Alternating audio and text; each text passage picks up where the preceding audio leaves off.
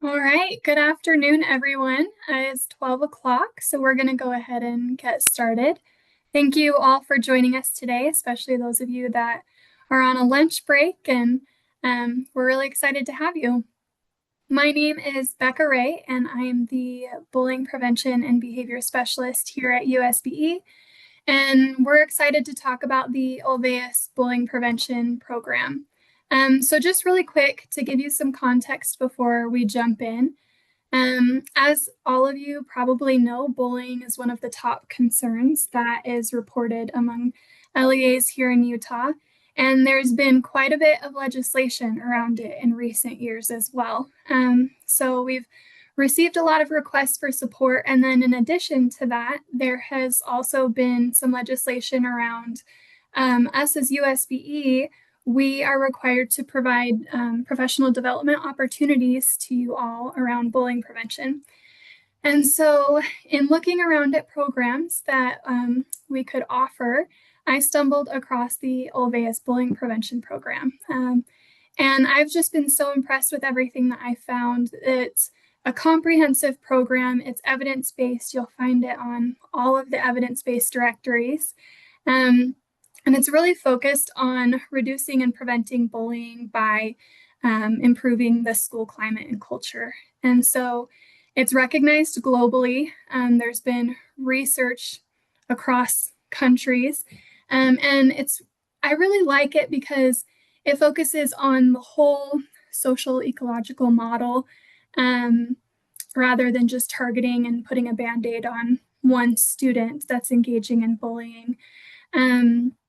And bullying is so complex, and we know that so many factors can play into that. And so the fact that it targets all of those is fantastic. And you'll notice when you look at any bullying research, if you scroll down into any references, you'll almost always see the name Olweus in the references. And that is because Dan Olweus, he founded this program, but he is like the father and pioneer of all bullying research. He actually conducted the first bullying scientific research ever that's documented back in, I want to say, the 1970s or 80s. And so this program has been around since then and continued to be researched, which is fantastic. So I'm really excited to bring this program here to Utah. We don't currently have any schools implementing it. And so before we can launch a large scale initiative or anything like that, we really want to pilot this. And so that's why we've contracted with the Center for Safe Schools. And we are offering this program to a minimum of 15 schools as a pilot to see how it impacts bullying here in Utah. Many of you might have seen this information's been going out for a couple months. And previously, we were actually going to hold this training for coaches this week. But then we didn't meet our minimum for getting 15 schools committed. So in talking to all the different LEAs and kind of why that might be, we came to the consensus that it really came down to needing more information. This is a program that needs a high level of fidelity and implementation. And so there were a lot of questions, and so we kind of determined that getting more information would really help in making the informed decision to participate. And so that's why we're here today. And so I've got Leah Galcowski from the Center for Safe Schools, and she's going to be talking to us about the program. And just a bio on her, Leah Galcowski has been with the Center for Safe Schools and Communities as a safe school coordinator since 1999. She's a certified trainer of the Safe Dates curriculum, which is a research-based teen dating abuse prevention curriculum, as well as a certified trainer for the I Can Problem Solve social emotional learning curriculum developed by Dr. Myrna Scher. She has completed the Social Emotional Character Education course, and in 2023 completed the Enhancing Trauma Awareness course. She is Level 2 Certified School Climate Improvement through the National Center on School Climate. Starting in 2001, Galcowski began working with the research-based Olweus Bullying Prevention Program and continues to support schools in planning and implementing the program. She's an Olweus course instructor, mentor, and international facilitator of the program. Since acquiring the program, Ms. Galcowski has led the effort to update all training, resources, and materials on behalf of the Center for Schools and Communities, and this includes supporting the program on an international level. Before joining the center, Galcowski was employed as a program specialist by the Department of Public Welfare at the Office of Children, Youth, and Families. Prior to that, she served as an intake investigator, emergency services supervisor, and later supervisor of a satellite office, all within the York County Children and Youth Agency.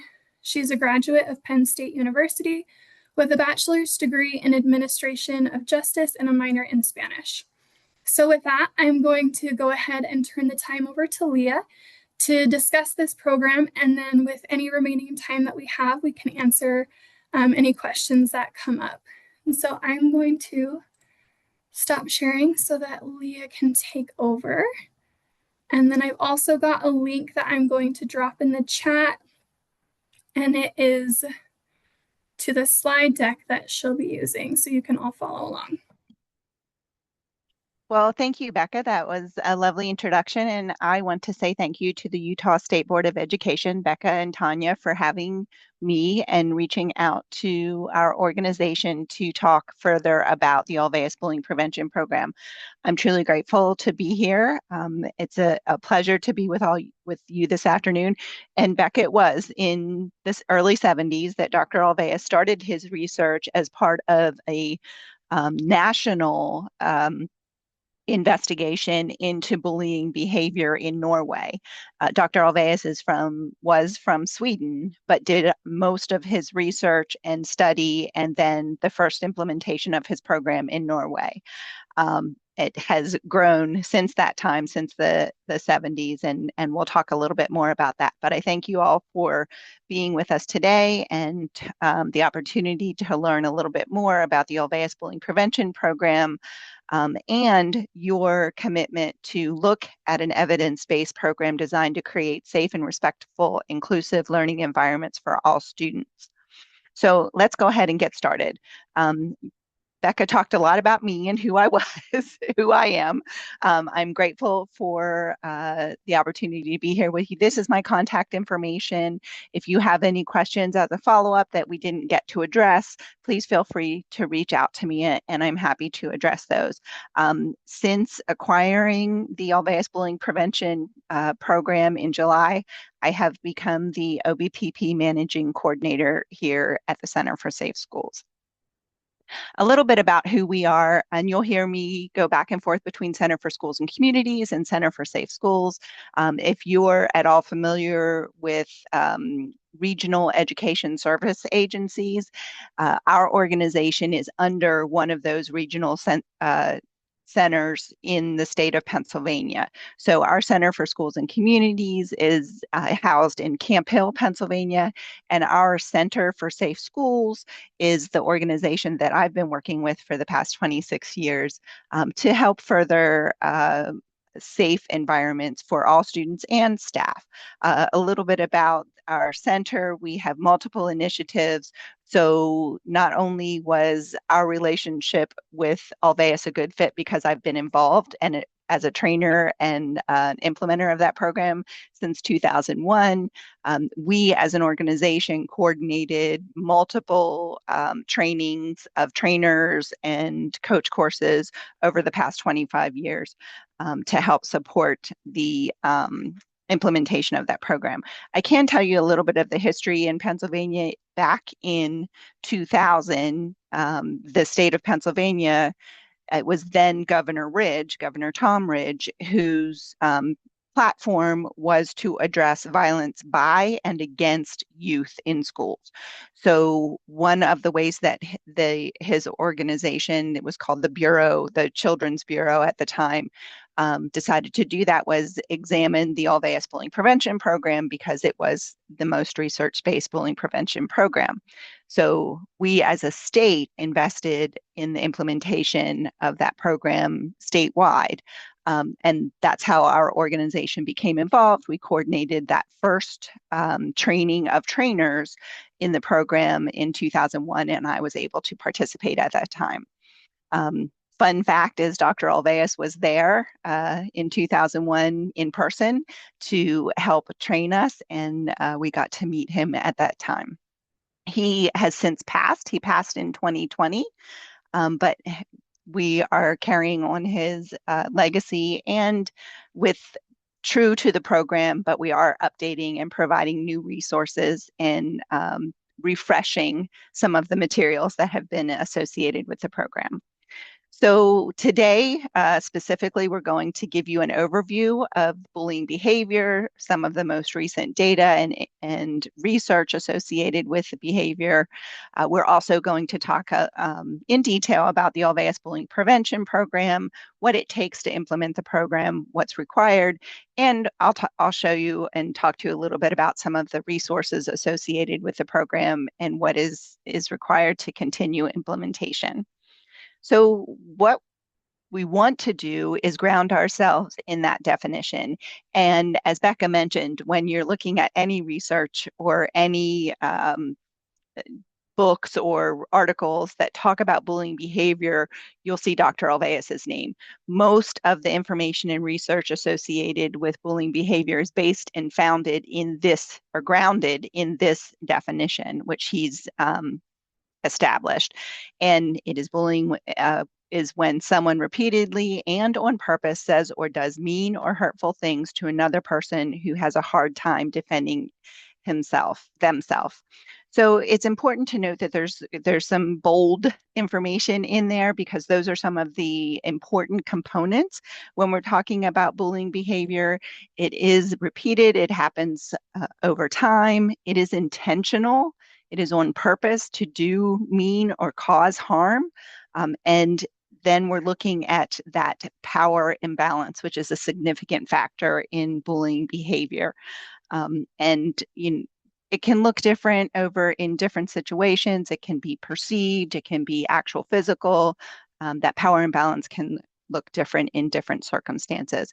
But the bottom line is that Dr. Olweus grounded his research and grounded his program on the premise that bullying is peer abuse.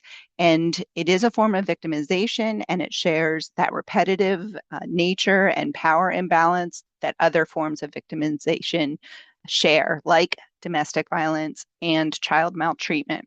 Protecting human rights has been a concern of Dr. Olweus and the OBPP since its inception. So why do we need to address bullying? Well, there are some critical reasons why we need to do that. It does save money in the long run. We do know from the research that prevention is cheaper than intervention and postvention. Every child has the right to be safe at school.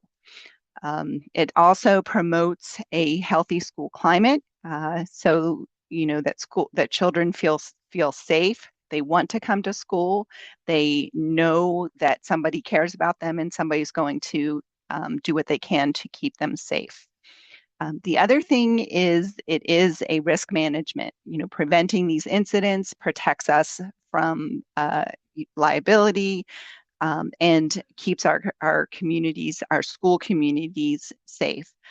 It is also, bullying does not stop inside our schools. It is carried into the community, into the places where youth gather. So if they're learning these rules and learning, better behavior and better choices, they're carrying that out into their communities.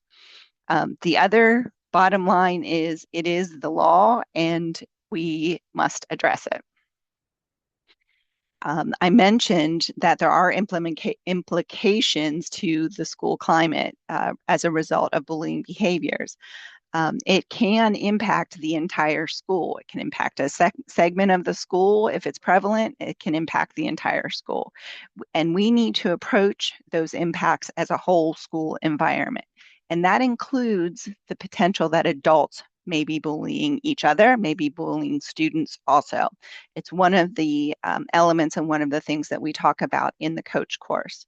Adults influence the school climate with their actions and attitudes, and whether or not they intervene, whether or not when they see something happening or suspect that bullying is happening, showing students that we respond, that we care, helps support a positive school climate, provides that safety and belonging that everyone needs to feel connected.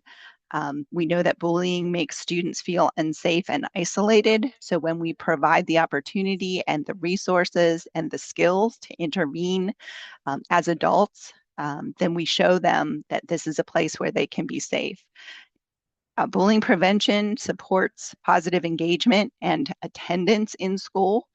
When students feel safe, they'll come. When they don't, they won't come.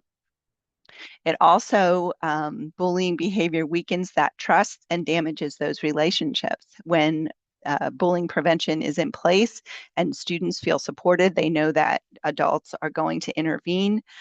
Those relationships are better and are boosted. We also know that bullying behavior impacts academic performance and participation in school and other activities. So over time, bullying shifts the school climate from positive and supportive to negative and defensive if it's left to go unchecked. So just an overview of some bullying behavior and how it shows up in youth, in the students that we serve. Often and there is no profile of a student who's been bullied, and there's no profile of a student who bullies others. But these are some characteristics that we can point to and see when bullying happens. So a student who is bullied is often one of those students who's withdrawn. We know from the research that they experience poor self-esteem. They may be anxious and insecure. They may also experience depression at a higher rate than their peers. And they're not as successful in school. They may have fewer friends, and they may also be those cautious and quiet students. We also know that there are some biological consequences as a result of bullying behaviors. It can impact psychosocial functioning, and as I've mentioned, academic work and school achievement. We do know that the health of children who are bullied can be short-term and long-term. Students who are bullied may experience these somatic disturbances like sleep problems as many as 2 times higher rates than their peers who are not bullied. The gastrointestinal concerns and headaches are 3 times as likely to occur in children who are bullied than their non-bullied peers. So one of the recommendations that we have for bullying prevention coordinating committees is your school nurse. They're a great source of information and help to provide some insights about some of the students who may be experiencing bullying. We do know that students who've been bullied also might experience significant depression and anxiety at higher rates than their non-bullied peers, and they may be involved in alcohol, tobacco, and other drugs into adulthood. And when we're talking about bullying prevention, we don't just want to think about the student who's been bullied, but we do have to talk about and be concerned about those youth who bully others. One of the things that we know is that it's possible this behavior might be part of a behavioral or conduct disorder. We do know from the research that students who bully others are more likely to use alcohol, tobacco, and other drugs. They are also our students who are more likely to carry a weapon to school. We do know that this behavior can have lifelong impacts on our students who bully others. The research tells us that the children who bully others are at greater risk of ongoing antisocial behavior, including adult offending, drug use, and violent behavior.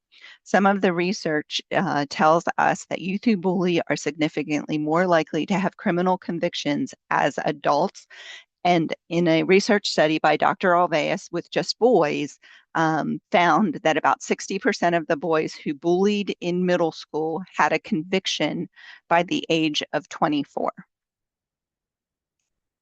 So then there's another group of students who are bullied and then in turn bully others. Some of the information from the research tells us that they share characteristics with both students who bully others and students who have been bullied. They are about 10 to 20% of students who have been bullied. Some of the research tells us that they're not quite as effective in bullying other students as students who strictly bully other students. And they may have some behavior concerns or other issues that cause irritation and attract negative attention. But it's important to note that any child who's been bullied doesn't deserve that behavior. We need to be careful about that and understand that it is never their fault. It's not a cause of being bullied. It's also the vast majority of students involved in bullying behavior are those bystanders, not directly involved as a student who bullies others or as a student who's been bullied, but all of those other youth who see it, who know about it, who've heard it, who've talked to a friend or a peer who's been bullied, they know, and they also have some impacts from this behavior. They might be afraid. They might be afraid to come to school. They might be afraid that they're going to be the next person who's targeted. They might feel powerless because they don't know what to do about the situation. The research also tells us that the vast majority of students don't like the bullying behavior and want to do something about it, but sometimes they just don't know what to do. They may feel guilty about that, about not knowing what to do or not knowing how to support the child who's been bullied.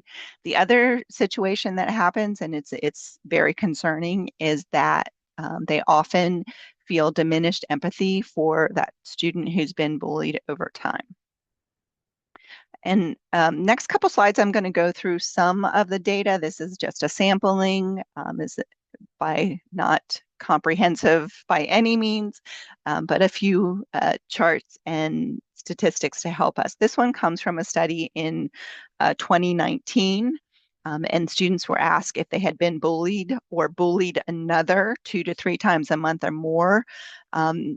or more often in the previous couple of months. So a total of 17% of students in grades 3 through 12 reported that they were directly involved in bullying 2 to 3 times a month or more, either as the one who bullies, the one who is bullied, or both. And this means that almost 1 in every 5 students were involved in bullying 2 to 3 times a month or more often. Some other national data talks about the percentage of high school students who were bullied at school during the past year. About a quarter of the students, the bullying has been short-lived, approximately 1 to 2 weeks. For another quarter of the students who were bullied, the bullying lasted for quite some time, over a period of years. And these 2 charts are from the Youth Behavior Risk Survey and the School Crime Supplement. So it's important to note that those students who have experienced bullying over a significant length of time are much higher on that scale to have long-term health impacts and behavioral mental health impacts. Any amount of bullying is too much and may be extremely painful, but it can be particularly damaging if it goes on for a very long period of time. So another study, and this one is also from the Youth Risk Behavior Survey from 2013 to 2023, so that trend of bullying behavior over time. We can see that there were a little change over that period of time. We were seeing a dip. It was starting to go down. And then 2019, 2021 was a significant reduction but I think we know why. And then it started to go back up after that time. So, as I mentioned just briefly ago about the diminished empathy for students who have been bullied, um, we know that when asked how they feel when they see a student their age bullied at school, the vast majority, 94%, I think that's pretty significant, of elementary girls and 87% of elementary boys said they felt sorry. They wanted to do something. They wanted to help. The higher rates of empathy among girls and among younger students, although by high school, the vast majority, 3/4 of the boys, still report feeling sorry for those students who've been bullied.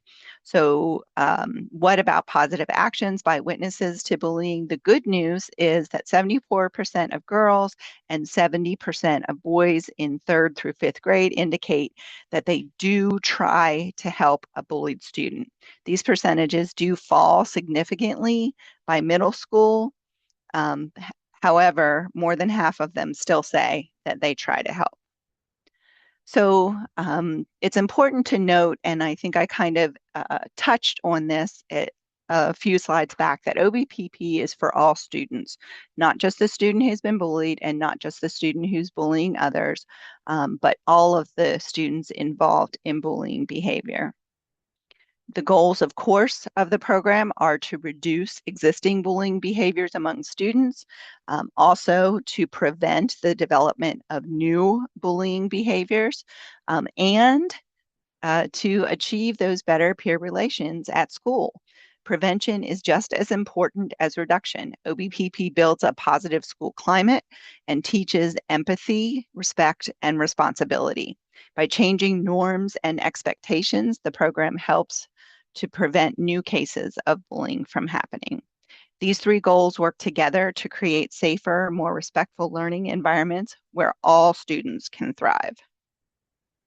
The program is a systems change framework.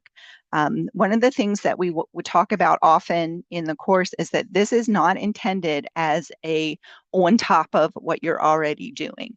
This is woven in to all of those things that our wonderful educators and staff are already doing. It's a universal school-wide effort involving all adults and all students in the school community, not just our teachers, not just the administrators, but the counselors, cafeteria staff, custodial staff, maintenance, bus drivers, librarians, and parents and community members who interact with the school. It focuses on the school as a system and aspects of the system that support and discourage bullying behaviors. It focuses on those individual behaviors of students in K through 12, and focuses on preventing bullying and how to intervene effectively in bullying situations when we see them. It focuses on changing that entire school climate positively, on social norms so that bullying is not acceptable and no students are marginalized or excluded.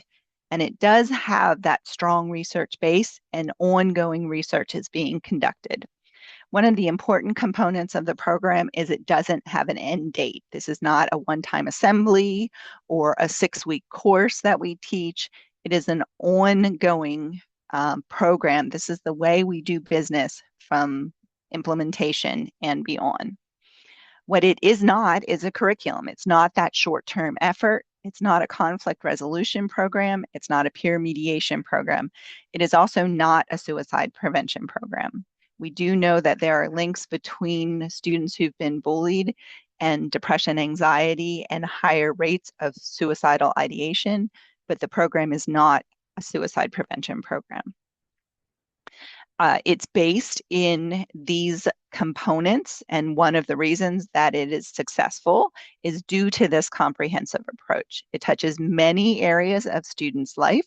All youth participate in most aspects of the program, while those who bully others and those who are bullied receive additional individualized interventions. And these are the components. They fit together like a puzzle, and every adult has a role in making the effort work. And families and caregivers are important to the success of the program and are involved in all 4 components. The four core principles are listed here. Guiding principles derived mainly from the research and the development of problem behavior implied in bullying. The principles address the positive involvement by adults and the structure and support for our young people. The overarching goal is to restructure the school environment to markedly reduce bullying behaviors by reducing the opportunities for it to happen and any potential rewards for that behavior. It's rooted in the Olweus Bullying Circle. It was first introduced when in Dr. Olweus's original research. It's an important part of the program, and it's an important tool to talk about the different roles that youth play in bullying situations. It helps us to build an understanding of how the program helps shift these behavioral norms. The peer group plays an important role in motivating and encouraging bullying in many situations.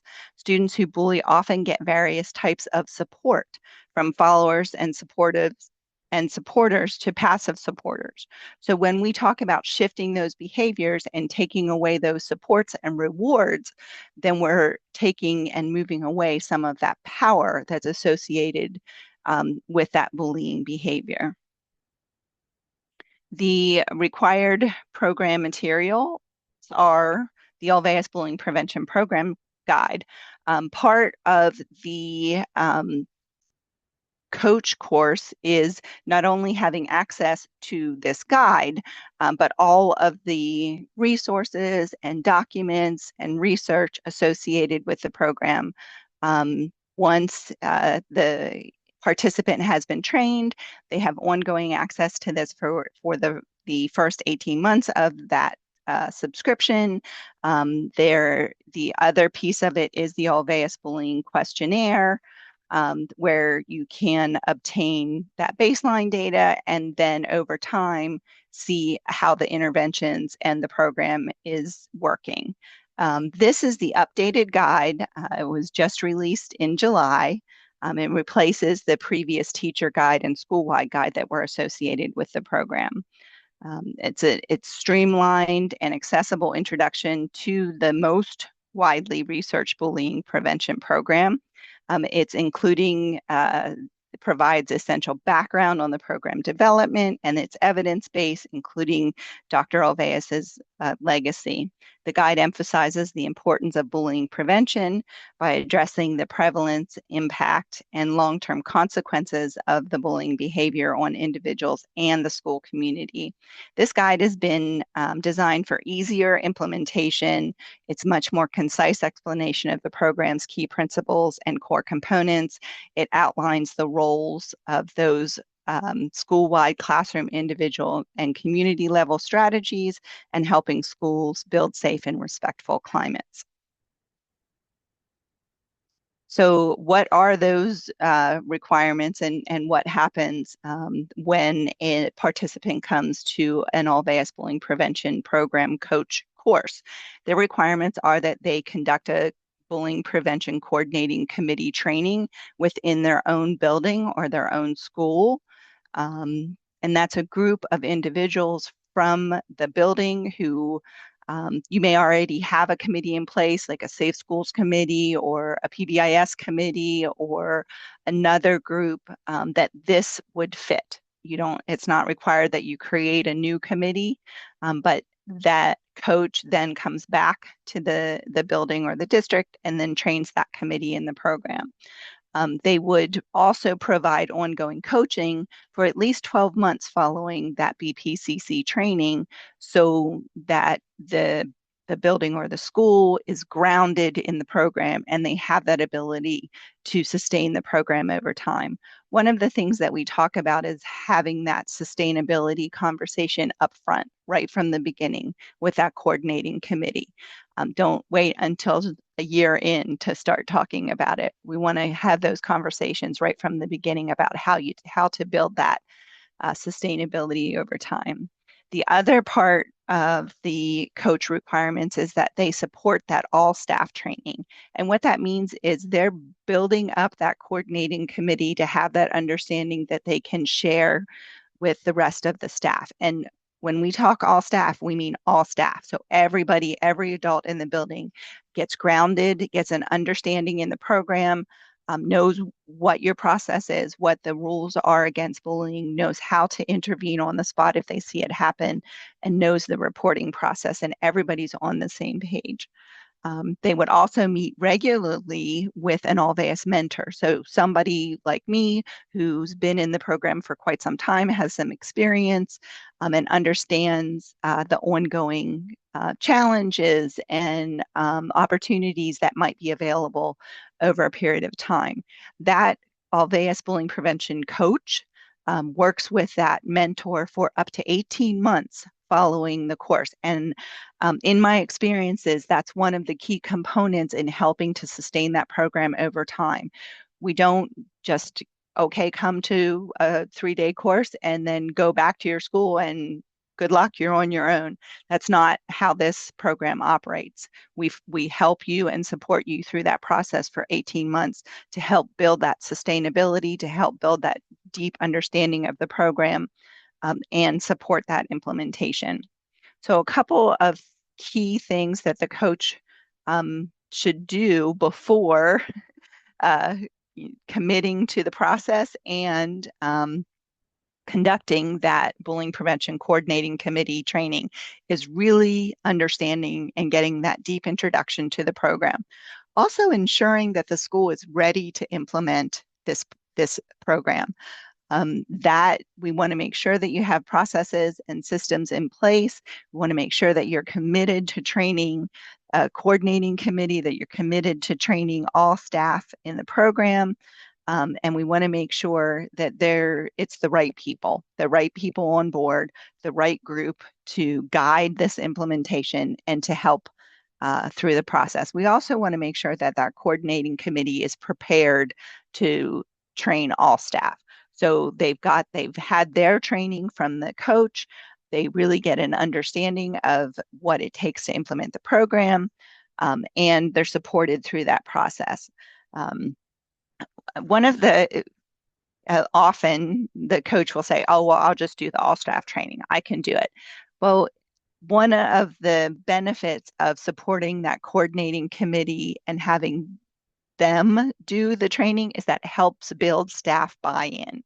That those coordinating committee members are their peers. They're people who are just like them in the building that are, supporting this implementation, that are committed to it. So we want to make sure that we're supporting those coordinating committee members to help conduct that all staff training. Afterwards, it's important for that coach to continue supporting that committee.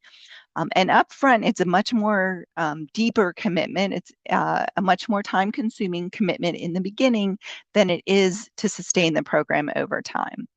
You want to get together, you want to meet regularly to develop that implementation plan together. You really want to get a deep understanding of what tools and resources are available to you. And like I said, have that sustainability conversation from the beginning. So what is our commitment as the providers of the program? We provide that course. We provide the active website with updated research, resources, tools, and information that are available to the coach and to the school and to the coordinating committee. We provide that experienced, knowledgeable mentor to support the coach through that process. We also provide routine networking opportunities so that coaches from all over the world can get together and have a conversation, get any information about any updates that have been made or any new resources that are available, but also to, some of the best opportunities is networking with our peers and talking about, oh, well, what does that look like in Pennsylvania? What does it look like in North Carolina? What does it look like in Lithuania?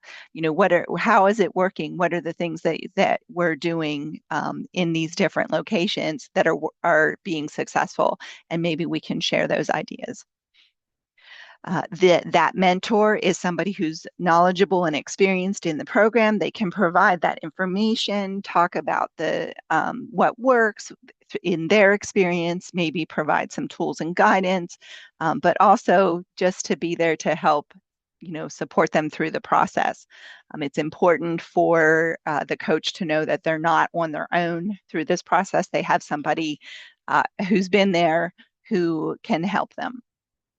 And then I'm going to stop sharing and turn things back over to Becca and answer any questions that you might have. That was the super fast, more than very long elevator version of the program.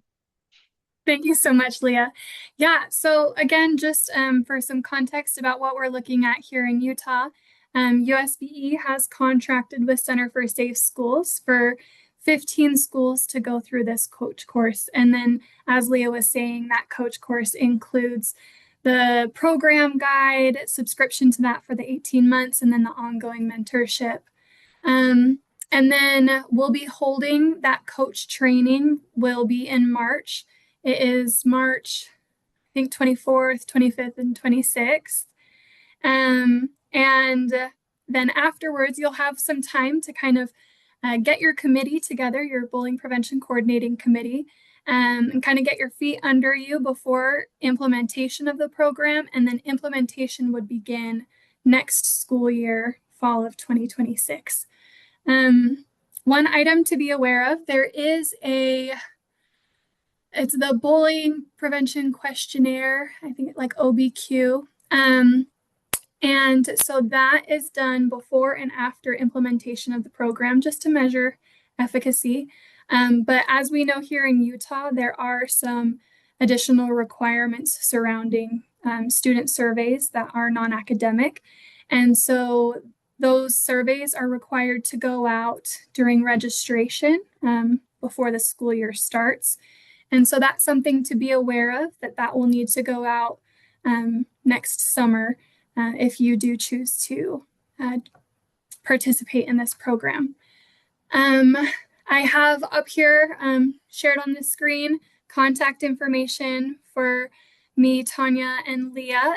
If you have any questions, there's the QR code and a link to registration, which I will also drop in the chat.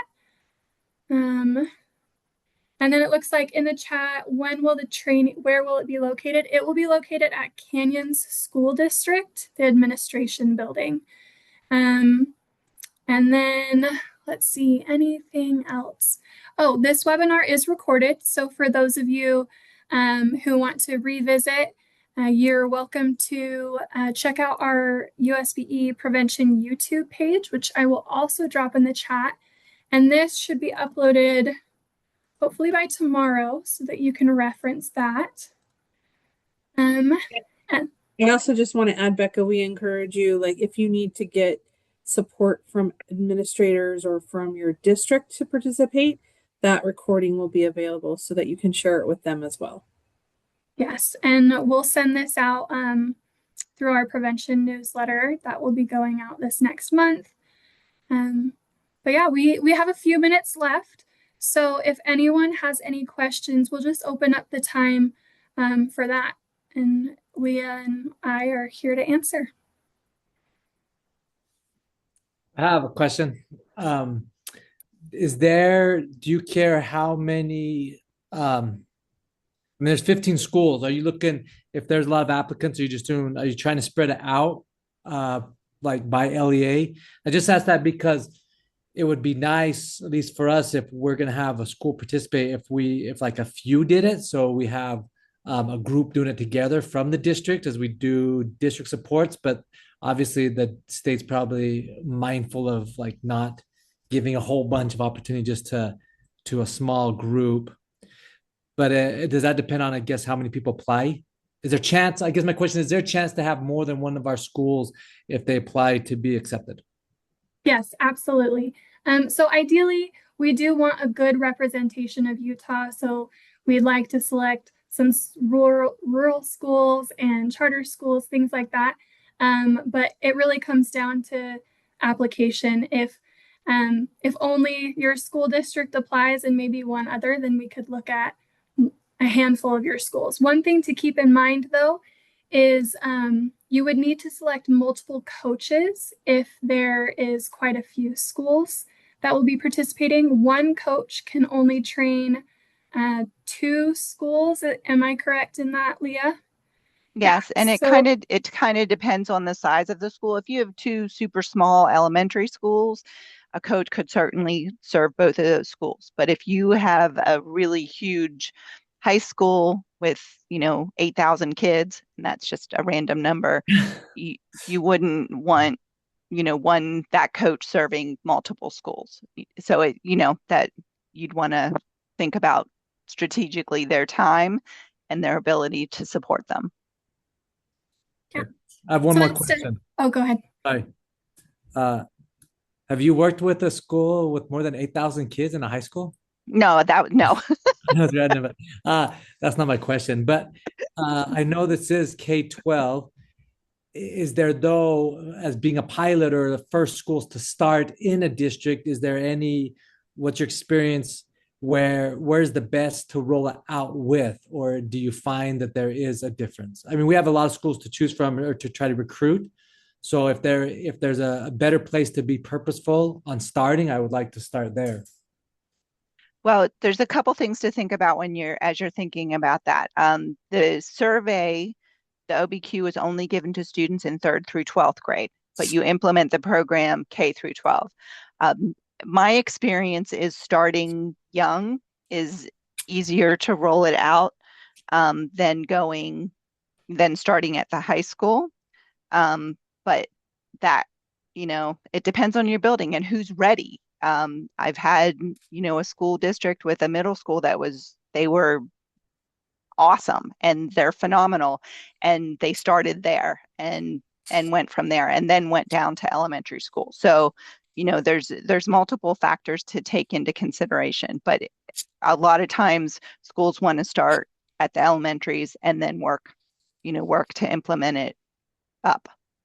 And then the last question, is there advantages so we have 8 high schools in our district. So there's a lot of elementaries and junior highs, is also where we start narrowing it to one community where, if we're starting small, where families maybe have kids in multiple schools and we try like in a network in one area. Is there any advantage to that?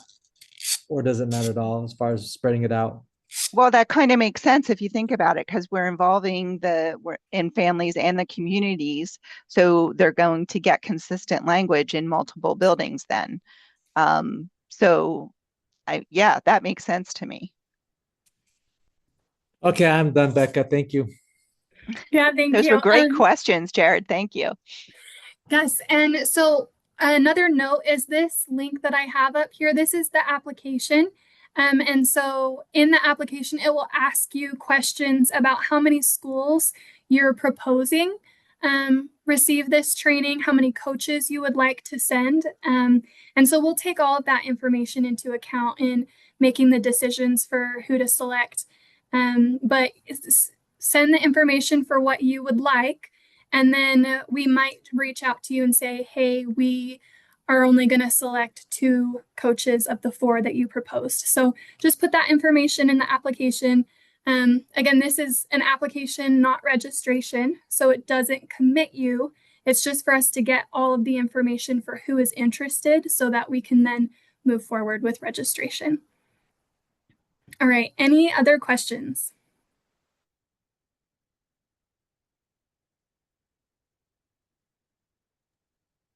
I just have a quick question, Leah. You kind of mentioned when you were answering Jared's question about maybe not so much the level that it's implemented at, but the school readiness is probably one of the most important factors.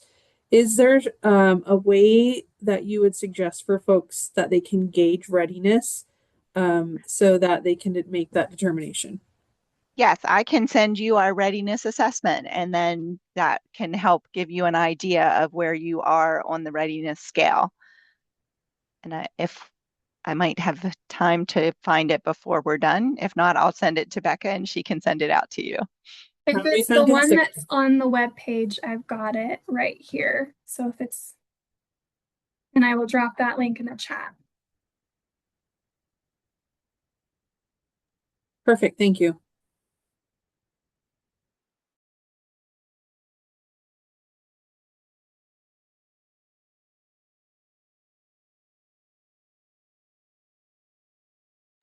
All right. Any other questions?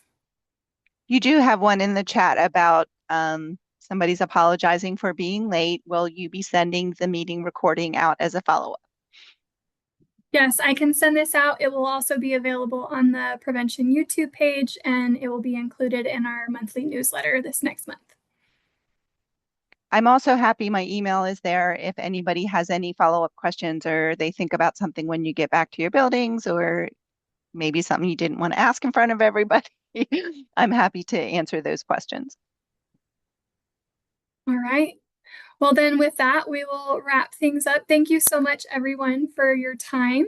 We will hang out here for a minute or two if anyone wants to ask any last minute questions. But have a great afternoon. Thank you all.